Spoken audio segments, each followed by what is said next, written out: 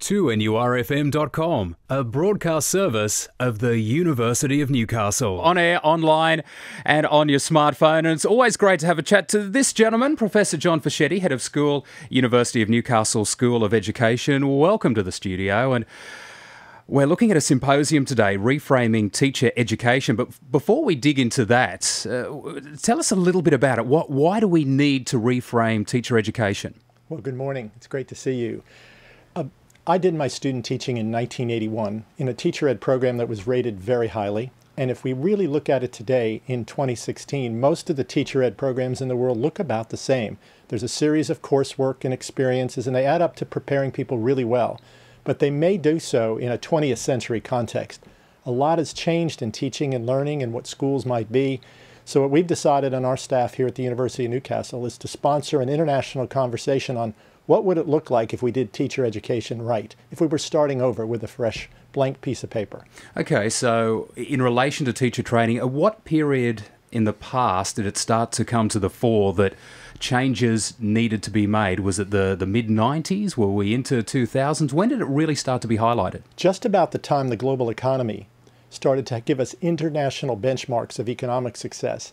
Education was touted as one of those things that could drive economic success. So you'll notice how we flag Singapore and Korea and Japan and Finland. You look around the world and see who are we competing with. And the goal was that we must have our kids be geared up to compete with those kids. Because it isn't a kid in Waratah competing with someone in Jesmond.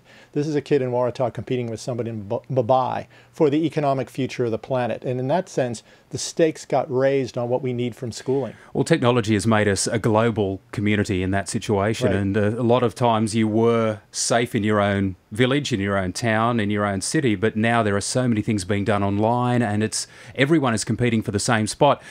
It's interesting that education seems to have done a complete turnaround, where there was that time where you had the more academic side and the more TAFE kind of courses. That changed around. They realised there was a lack of skilled tradesmen and women, and that kind of turned around as well.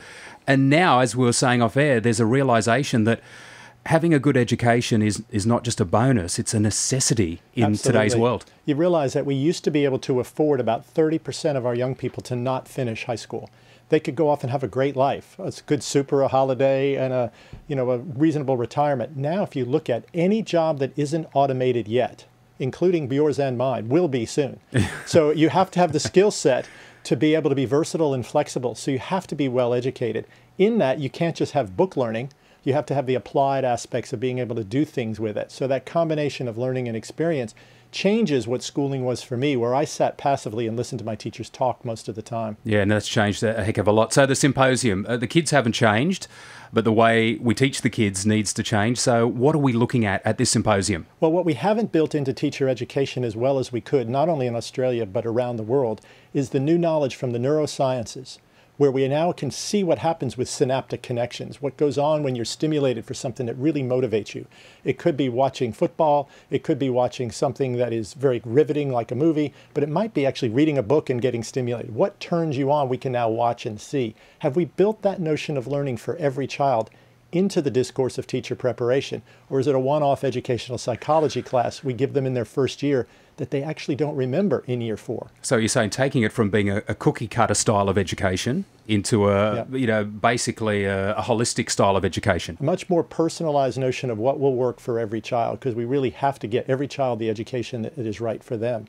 So we also need, in the arts, a very major center of the arts as a core of the curriculum because of the stimulation of the visual and performing arts inside of the learning process. From those in special education to motivate each one who is a special learner. There's new technologies that are changing the paradigms of what it is we can do that we call synchronous anymore. We have more people meeting each other online now than in a pub. So what is normal has changed, in fact.